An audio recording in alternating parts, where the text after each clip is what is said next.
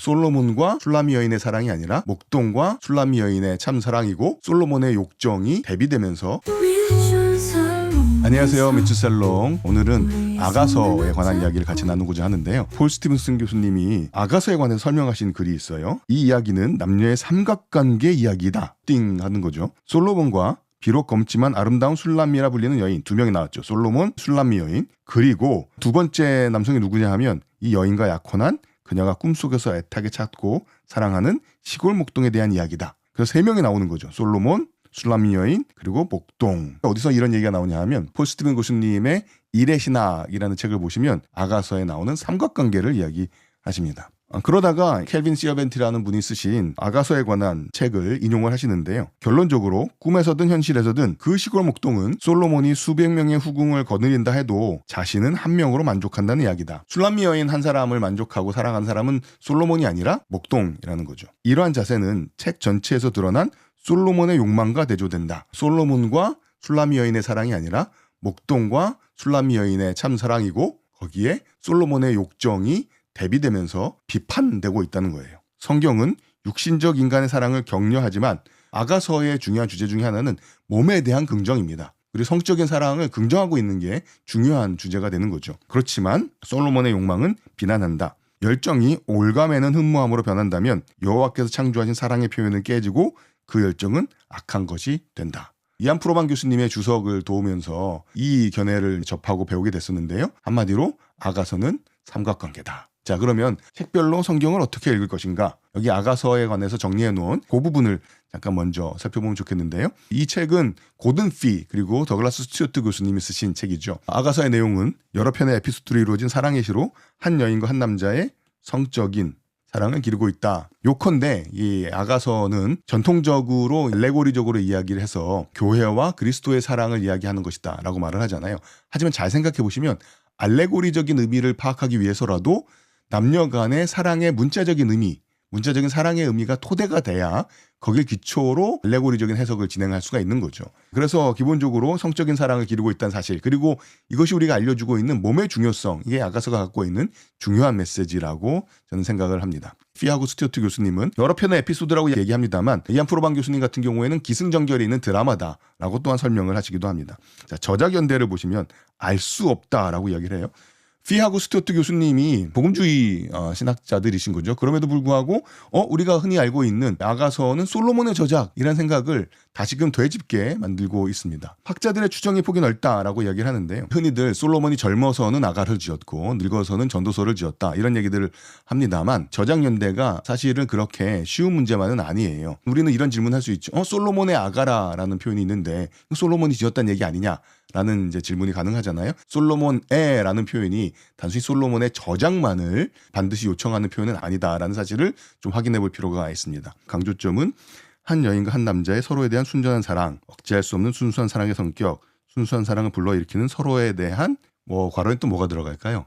즐거움이라고 이 저자들은 이야기를 하고 있습니다. 내용들을 간략하게 정리를 해보게 되면 3장 6절부터 11절이 흥미로운데요. 부하사치인데 누구의 부하사치일까요? 솔로몬이죠. 이제 3인설의 기준에서 흐름을 잠깐 얘기를 해보게 되면 이미 왕의 후궁의 일원인 여인이 자신의 연인을 향한 계속되는 사랑을 표현하고 그 연인도 이 사랑에 호응을 합니다. 그리고 3장에 보면 특별히 왕과 연인에 대한 대조가 드러나고요. 이 연인과 왕과의 관계에 대한 위협들이 얘기가 이어지고 4장과 5장에서 이 관계가 얼마나 상호 헌신된 것인지가 설명되고 노래되고 그다음에 6장 7장 가게 되면 그 관계를 더욱더 자세하게 묘사를 하죠. 그런데 이 여인은 남자를 향해서 강한 열정과 사랑을 표현하고 있지만 동시에 이 여인을 소유하고자 하는 다른 남자들이 있습니다. 3인설의 경우에는 왕, 또 오빠들도 그런 존재로 좀 표현되는 것 같습니다. 그런데 그러한 자신을 소유하고자 하는 다른 남성들에 대한 여자의 저항이 강력하게 노래되고 있죠. 8장입니다. 죽음같이 강한 사랑이라는 거죠. 3인설로 이해하게 될 때 이 전체의 분위기는 권력,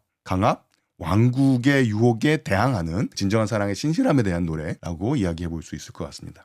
아가서를 해석하는 방식들이 우리가 생각하는 것보다 굉장히 다양하구나라는 것들을 느끼실 수 있을 텐데요.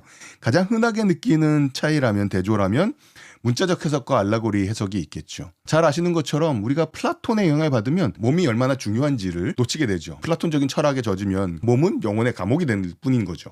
하지만 하나님이 창조하신 이 선한 물리적 세상에서 몸은 의미를 갖습니다. 부활절의 의미도 우리 몸의 중요성, 이 육체의 중요성, 이 물질 세계의 중요성을 다시금 확인하는 사건이기도 하죠. 그래서 우리가 사도신경으로 몸의 부활을 믿는다는 이야기를 하잖아요. 우리 신앙에 있어서 몸은, 육체성은 굉장히 중요합니다. 그러한 육체성의 중요성을 인정한다면 이 문자적 해석에 관해서도 의미들을 확인해 볼 수가 있는 거죠.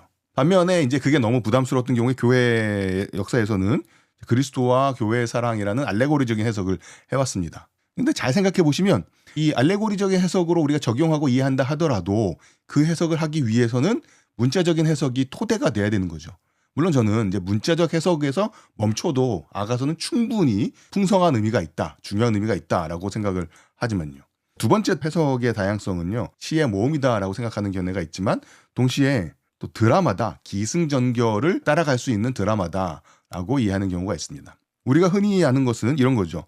두 명이 나오는 알레고리적인 해석을 하게 되는 시 모음이다, 이런 거죠.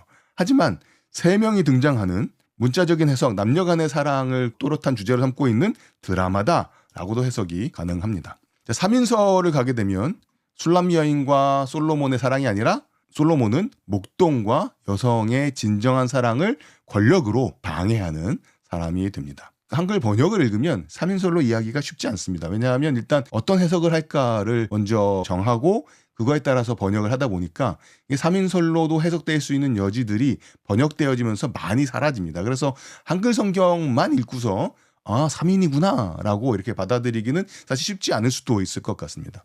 근데 그럼에도 불구하고 이제 3인설을 말씀드리는 이유는요, 우리가 어떤 본문들을 읽을 때 내가 여지껏 들어왔던 해석만이 유일하고 가장 정확한 해석이다라는 생각을 하기가 쉽지만 본문을 꼼꼼히 들여다볼 때 다양한 해석들이 있을 수 있다라는 사실을 경험해보고 싶은 거고요. 이게 단순히 해석을 이것저것 할 수 있다라는 창의성을 발휘한다는 게 아니라 본문 자체를 꼼꼼히 읽었을 때 미처 확인하지 못했던 그런 해석들의 존재를 알게 되는 거죠. 그리고 그것은 또 나름대로의 의미가 있습니다. 아가서가 두 사람의 진정한 사랑을 이야기하고 그 진정한 사랑의 토대 위에 그리스도와 교회의 사랑의 이야기를 나누는 책으로 우리가 이해할 수 있습니다. 하지만 동시에 만일 세 사람의 드라마로 보이면 진정한 사랑은 권력도, 힘도, 돈도, 왕궁도 방해하거나 유혹할 수 없다. 어떠한 강압도 진정한 사랑을 뺏어가지 못한다. 그 메시지는 제가 이해하는 성경 전체의 메시지와 잘 어울립니다. 아가서의 성경 전체 정경 안에서의 의미들을 잠깐 좀 짚어봤으면 좋겠는데요. 알레고리적 해석에 머물지 않고 원래의 문자적인 의미들을, 남녀 간의 사랑의 의미를 잘 확인할 때 창세기부터 시작되었던 성경 전체 이야기에서 아가서가 갖고 있는 흥미로운 메시지와 주제들이 있습니다. 창세기 상장 16절에서 타락 이후에 남녀 관계가 서로 우위를 차지하려고 다투잖아요. 그런데 그게 우리가 살아가는 이 세상에서 불가피한 게 아니다라는 것을 아가서는 보여주고 있습니다. 아가서는 창세기 3장이 보여주고 있는 타락 이후 저주를 받은 남녀관계가 우리가 유일하게 살아가야 될 운명이 아니다라는 것을 알려주는 거죠. 창세기 3장과는 다른 그림을 보여주고 있습니다. 그야말로 봄의 아름다움과 영광이 아가서의 배경인 거죠. 창세기 2장의 푸르른 정원, 에덴을 연상시킬 만한 그런 배경이 아가서의 배경입니다. 연인들도 창세기 3장 이후가 아니라 창세기 2장의 분위기를 보여주고 있는 거죠. 서로의 아름다움을 서로 자랑하듯이, 경쟁하듯이 노래하고 있습니다. 기쁨에만 차 있고 서로 인정하고 선한 것을 뽐내는 그런 분위기인 거죠.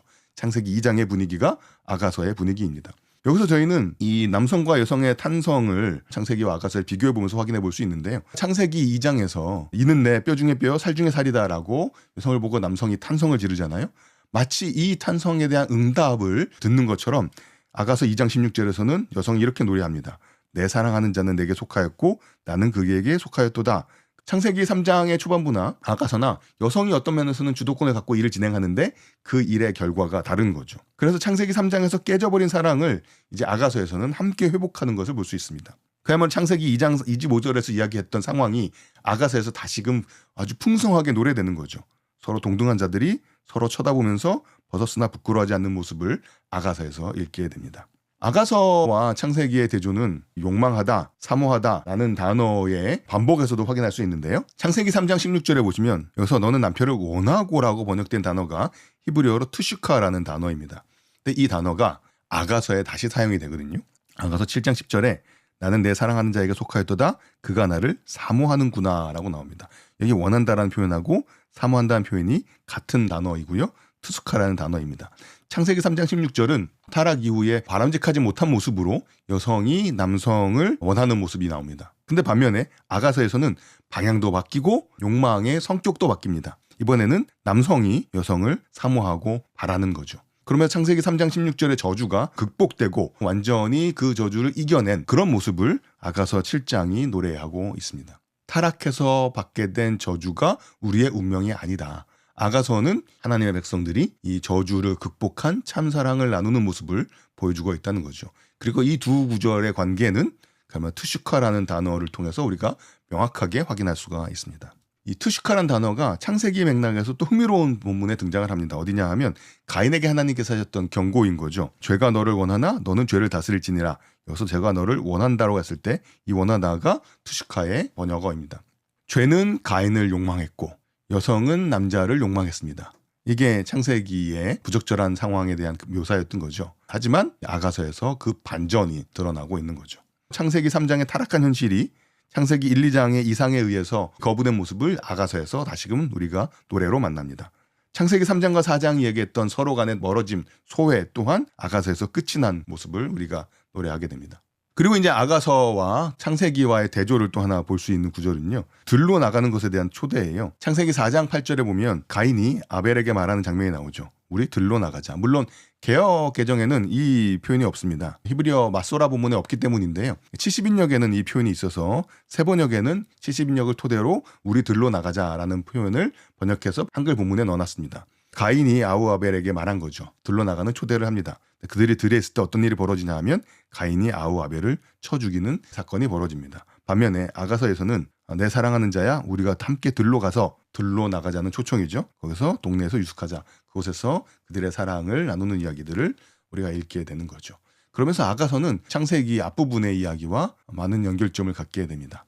아가서는 질서와 아름다움이 특징인 이 세상을 하나님과 함께 다시 창조하는 것이 우리에게 주어진 소명이다 하고 이야기를 하고 있는 거죠. 비록 그 장소가 에덴의 동쪽이라 하더라도 이것이 우리에게 주어진 소명이고 가능한 소명이다라는 것을 아가서는 노래하고 있습니다.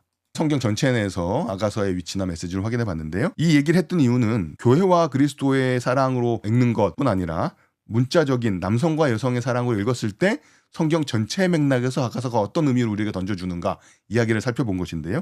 이제는 2인과 3인의 이야기로 좀 저희가 가보도록 하겠습니다. 창세기와 아가서의 관계는 이안 프로반 교수님 쓰신 Seriously Dangerous Religion이라는 제목의 책에서 많은 도움을 받았습니다. 네, 재밌다고 얘기해 주셔서 감사합니다. 그러면 이제 2인설이냐 3인설이냐의 얘기를 살펴봐야 될 텐데요. 여기만 다시 한번 읽죠. 이 이야기는 남녀의 삼각관계 이야기다. 솔로몬, 비록 검지만 아름다운 술람미 여인, 그리고 그 여인이 사랑하는 시골 목동에 대한 이야기다. 성경은 육신적 인간의 사랑을 격려하지만 솔로몬의 욕망은 비난한다. 2인설과 3인설을 이야기할 때 더 저작과 관련해서 우리가 첫 구절을 고민을 해야 되는 거잖아요. 솔로몬의 아가다라는 이 표현인데요.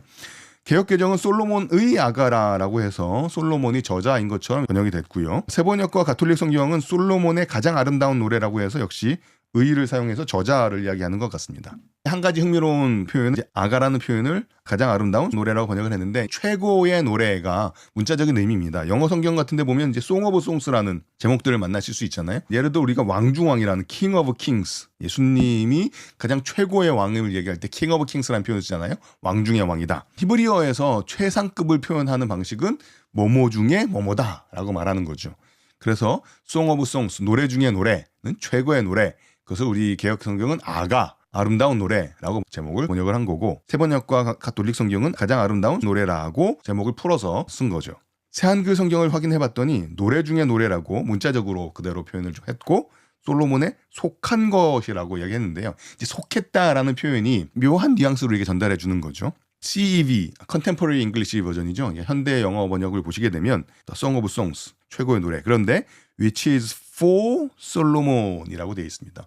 솔로몬을 위한 정도의 의미를 저희가 보게 되는데요. 1장 1절이 솔로몬의라는 저자만을 얘기하는 게 아니라 어쩌면 누구를 위한 헌사를 이야기하는 걸 수도 있겠구나라는 생각을 해볼 수 있게 만드는 번역인 거죠. 히브리어로는 이제 이렇게 생긴 전치사가 사용됐는데 이게 라메드라는 전치사입니다. 벨 정도로 음력이 되는데 일반적으로 소유를 얘기할 수 있는 of로 번역이 될 수도 있고요. 누구누구를 위한 for라고 번역이 될 수도 있고 흥미로운 건 이게 about, 뭐뭐에 관한이라고도 번역이 될 수 있습니다. 그렇게 되면 이 솔로몬에 의한도 될 수 있지만 솔로몬을 위한도 될 수 있고 중요한 건 솔로몬에 관한도 될 수 있다는 거죠. 그래서 이 라메드란 전치사가 솔로몬과 아가의 관계를 저자로 이해해 주느냐 아니면 헌사로 제시하느냐 아니면 주제로 제시하느냐는 이 라메드라는 전치사를 어떻게 해석하느냐에 달려 있습니다. 그러니까 1장 1절이 솔로몬의 저작을 무조건 확인해 주는 구절은 아니라는 것이죠. 그리고 이제 아가서 4장에 보시면 과수원을 이야기하는 부분이 나오는데요. 4장 13절 여기서 내게서 나는 것은 석류 너머 각종 아름다운 과수와라는 표현이 있는데 여기 4장 13절을 히브리어로 한번 들여다보겠습니다. 과수원, 과수라고 번역되어 있는 그 단어가 이렇게 생긴 단어입니다. 이 단어를 어떻게 읽는지 위에 음력이 쓰여져 있잖아요. 파르데스, 영어로 생각나는 단어 있으시죠? 파라다이스. 그런데 이 파르데스는요. 히브리어가 아니라 외래어입니다. 페르시아어예요. 페르시아어는 솔로몬 시절의 언어는 아니잖아요. 솔로몬 이후의 시기에 외래어가 본문에 있는 것을 확인하면서 최소한 이 본문은 솔로몬보다 뒤의 시간임을 저희가 언어적으로 확인할 수가 있는 거잖아요. 그런 면에서 아가서와 솔로몬의 관계에 있어서 우리가 지금까지 전통적으로 이해해왔던 저자의 관계가 아니라 주제일 수 있겠다라는 생각들을 저희가 해보게 됩니다. 그리고 솔로몬이 지었더라면 솔로몬이 과연 아가서에서 자신을 3인칭으로 또 자기의 이름을 불러가면서 이 시를 지었을까라는 질문도 가능한 거죠. 1장 5절에 보시면 게달의 장막 같을지라도 솔로몬의 휴장과도 같구나. 3장 7절 볼지어다 솔로몬의 가마라. 누가 이 시를 얘기했을까요? 누군가가 솔로몬을 3인칭으로 얘기하고 있는 것은 아닐까 생각을 해볼 수 있는 거죠. 마찬가지로 솔로몬 왕이 그다음 3장 11절 시온의 딸들아 나와서 솔로몬 왕을 보라. 요 구절을 솔로몬이 썼다라고 말하기 좀 문학적으로 좀 자연스럽지는 않잖아요.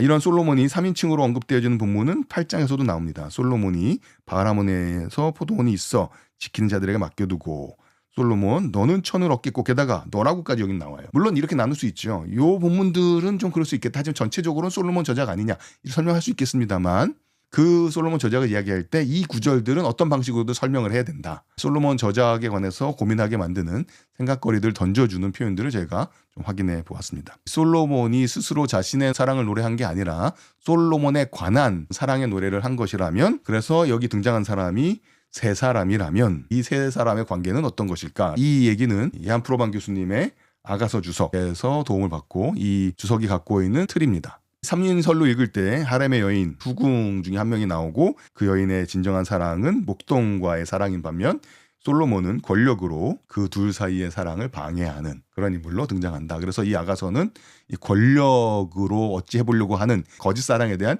비판이다. 힘으로 인한 사랑, 강압으로 인한 사랑을 시도한 사람들은 솔로몬 혹은 뒤에 나오는 오빠들 뭐 이렇게 이야기를 하게 되는 거죠. 번역으로 이 3인 해석을 하기는 쉽지 않을 수 있습니다. 왜냐하면 이 가능성이 있는 번역들 중에서 2인 쪽으로 번역을 해놨기 때문인 거죠. 예를 들자면 4절 하에 보시게 되면 개역개정은 그래도 임금님이 나를 내전으로 데려다 주셨네 라고 해서 사실을 진술한 정도로 이 표현을 하고 있잖아요. 그런데 새번역은 임금님 나를 내전으로 데려다 주세요 라고 해서 임금님을 향해서 여성이 사랑을 표현하는 자신의 바람을 표현하는 쪽으로 이렇게 번역이 돼 있잖아요. 그러니까 만일에 세 번역식으로 읽어버리면 솔로몬이 여성의 사랑을 힘으로 가져가는 사람이다 라고 읽을 수가 없는 거죠. 솔로몬과 여성이 사랑의 관계가 있는 것으로 세 번역은 이미 번역이 돼버려 있습니다. 그런 면에서 왕이 여인의 연인처럼 번역이 되어 있는 거죠. 세 번역은 이미. 개역개정은 데려다 주셨네라고 해서 솔로몬이 여인을 데려간 것을 긍정적으로 받아들이는 것처럼 뉘앙스를 갖고 있잖아요. 그래서 여전히 쉽지 않습니다. 3인설로 읽는 것이. 하지만 그냥 단순한 지금 권력이 개입되어 있는 여인과 솔로몬 사이의 상황의 묘사일 수도 있다라는 거죠. 비슷한 상황들을 계속 우리가 번역해서 만나게 됩니다. 12절을 보시게 되면 개역개정은 왕이 침상에 앉았을 때 나의 나도 기름이 향기를 뿜어냈구나 라고 번역되어 있고 공동번역은 나의 임금님이 몸을 누이신 방에 나르드 향내 그득 채우리라 라고 돼 있어서 왕의 침실에서의 여성의 상황을 여성이 긍정하고 있는 뉘앙스를 전달해주고 있습니다. 3인술로 읽을 수가 없죠. 하지만 그 개역개정은 뿜어냈구나 해서 단순히 상황을 그냥 묘사하는 것으로 읽을 수 있는 여지가 있습니다. 물론 번역에 워낙 익숙하다 보니까 이게 단순한 사실의 진술일 뿐이에요라고 말하면 약간 억지 같은 느낌이 드실지도 모르겠어요. 그렇지만 다른 본문들과의 상호작용 가운데서 전체 그림을 솔로몬과 목동과 여인의 삼각관계로, 그 다음에 솔로몬은 목동과 여인의 사랑을 권력으로 방해하는 그림을 읽고 나면 이런 구절들이 이게 그냥 여성이 후궁으로서 하렘 내에서 솔로몬과 어떤 상황 가운데 놓여 있구나, 그 상황을 그리고 있는 거구나 라고 읽을 수 있게 되는 거죠. 1장에서는 12절은 지금 왕과 여인의 상황을 묘사하고 있는 거잖아요. 반면에 13절과 14절은 왕이 아닌 목동과의 친밀한 관계를 이제 노래하는 12절과 13절, 14절은 대조가 되는 거죠. 날 사랑하는 자는 내 품 안에 몰약 향주머니요, 날 사랑하는 자는 내게 엔게디 포도원의 고베라 송이가 노르구나. 여기 포도원이 등장하는데요. 여기는 왕의 침상이라는 공간이잖아요. 공간의 대조도 있는 거죠. 목동과 여성의 진정한 사랑이 나눠지는 공간은 그야말로 실외, 자연, 에덴 동산 같은 그런 곳입니다. 반면에 솔로몬과 여성의 관계가 벌어지고 있는 공간은 왕의 침실이에요. 실내이고 또한 권력의 장소입니다. 실내와 실외가 대조되고 권력의 장소인가 자연의 장소인가 에덴이라는 곳인가 솔로몬의 왕궁인가라는 대조가 3인설에서 드러나게 되는 거죠. 6절에서 여인은 포도원지기가 됩니다. 그런 반면에 이 사랑하는 자는 포도원의 고베라 송이라고 이야기해서 이 자연의 배경 가운데 사랑이 노래되고 있습니다. 여기까지가 1장을 3인소로 읽을 때 어떤 이해들이 가능한가를 예를 들은 것이고요. 이제 2장부터 나오는 이런 읽기들을 제가 다 지금 할 수는 없으니까 PPP 묵상을 기대해 주시면 감사하겠습니다. 제가 교회와 그리스도의 사랑으로 아가서를 읽으면 PPP 묵상을 무난하게 계속 할 수 있을 텐데 제가 굳이 이 고생을 해야 되나라는 생각도 솔직히 좀 했습니다만, 제가 아가서 이해에 관해서 3인설이 갖고 있는 흥미로운 메시지들이 있고 또 중요한 메시지들이 있다 생각하기 때문에 아가서 PPP 묵상에 있어서는 제가 가능한 3인설의 토대에서 읽어보려고 지도를 해보겠습니다. 특별히 3장 같은 경우에 솔로몬의 결혼 행렬 같은 경우도 칼을 들고 있는 사람들이 등장하잖아요. 폭력과 힘 가운데서 유지되어지는 사랑의 모습이 그려지는 반면에 자연에서 나눠지는 목동과 여성의 사랑의 대조를 저희가 읽게 됩니다. 이 책에서 아가서를 정리하는 이야기 마무리하고 여러분들의 질문과 이야기들을 좀 들어보도록 하겠습니다. 아가는 하나님께서 창조하신 뭘까요? 성적인 사랑이 선하다는 것과 그 사랑을 경건한 정절과 기쁨으로 받아들여야 한다는 것을 일깨운다는 점에서 하나님의 이야기와 조화를 이룬다. 하나님의 이야기는 창조부터 시작을 하잖아요. 하나님이 창조하신 그 몸, 육체성들이 선하다는 것들을 아가서는 우리에게 확인시켜 줍니다. 그리고 그 몸으로 이루어지는 일들은 우리가 기쁨으로 받아들일 수 있는 것이죠. 3인설을 설령 받아들이지 않으신다 하더라도 아가서를 통해서 제가 꼭 확인하고 싶은 것은 사람의 몸에 대한 긍정입니다. 그리고 이것은 창조신학과 결을 같이 하는 것이죠. 설령 알레고리로 읽는다 하더라도 남녀의 사랑의 토대가 돼야 알레고리 해석이 이어질 수 있는 거죠. 만일에 3인설로 읽으신다면 우리가 사랑에 대한 여러 가지 권력 관계들을 고민하고 묵상해 볼 수 있는 여지가 생기는 것입니다. 그리고 어떤 방식으로 읽든지 간에 이 몸에 관한 긍정은 놓치지 않았으면 좋겠다. 3인설을 받아들이면 기존의 예수 그리스도와 교회에 대한 비유라는 것을 완전히 포기해야 하나요? 아니죠. 왜냐하면 여전히 진정한 사랑은 있잖아요. 목동과 여인의 사랑은 있잖아요. 오히려 3인설을 유지한다 하더라도 이렇게 얘기해 볼 수 있는 거죠. 제가 약간 상상력을 좀 발휘해 볼까요? 그리스도와 교회의 사랑을 목동과 여성의 사랑이라고 볼 수 있지 않을까 저는 생각합니다. 그리고 이 사랑을 위해서 목동이 되신 그리스도, 그야말로 성육신과 우리와 눈높이를 맞추신 그리스도의 모습으로 왕으로서 어떤 내려보는 사랑이 아니라 혹은 베풀어주는 사랑이 아니라 정말 그리스도께서 교회를 자신의 몸으로 사랑해 주시는 것을 저희가 여전히 읽을 수 있지 않을까라는 생각이 좀 들고요. 솔로몬이 왕이라는 혹은 성경 전체의 그림 내에서의 어떤 긍정적인 의미 잠깐 내려놓는다면 그러한 그리스도와 교회의 사랑을 방해하는 또 다른 존재를 저희가 읽을 수도 있는 거죠. 그렇기 때문에 3인설을 가지고도 얼마든지 저는 이 그리스도와 교회에 대한 알레고리적 읽기로 읽을 수 있다 생각을 해보게 됩니다. 방금 소망님께서 목동이 더 예수님의 이미지가 든다라고까지 이야기를 해주셨고요. 사실 성경 전체에서 솔로몬과 사랑의 관계는요, 아가서를 제외하고는 굉장히 부정적이죠. 솔로몬은 사랑으로 망한 사람이죠. 솔로몬은 열왕기상 3장에서 여호와와 바로의 딸을 동시에 사랑했다는 이야기로 시작하면서 11장에 가게 되면 이방 여인들, 너무나 많은 여인들을 사랑한 것 때문에 그들의 영향을 받아서 우상숭배로 말년이 좋지 않잖아요. 성경 전체에서 사랑이라는 주제를 가지고 솔로몬 생각하면 아가서를 괄호칠 수 있다면 솔로몬은 사랑 때문에 망한 사람이거든요. 그러니 그 솔로몬에 대한 이미지나 또 비판이 아가서에서도 계속 이어진다라고도 저는 충분히 볼 수 있지 않을까 생각해 봅니다. 목동이 되신 그리스도, 소름이 돋았다 이렇게 말씀해 주셨는데, 그렇게 해도 저는 얼마든지 읽을 수 있고, 이 둘 사이의 사랑의 관계를 방해하는 존재, 또 훨씬 더 이 그림을 더 다이나마키가 만들지 않나라는 생각이 듭니다. 만일에 솔로몬이 저자라면 본인의 부귀영화, 유혹 등의 허물을 드러내서라도 목동과 여인의 진정한 사랑을 돋보이게 하려는 일종의 회심 같은 의도가 있지는 않았을까요?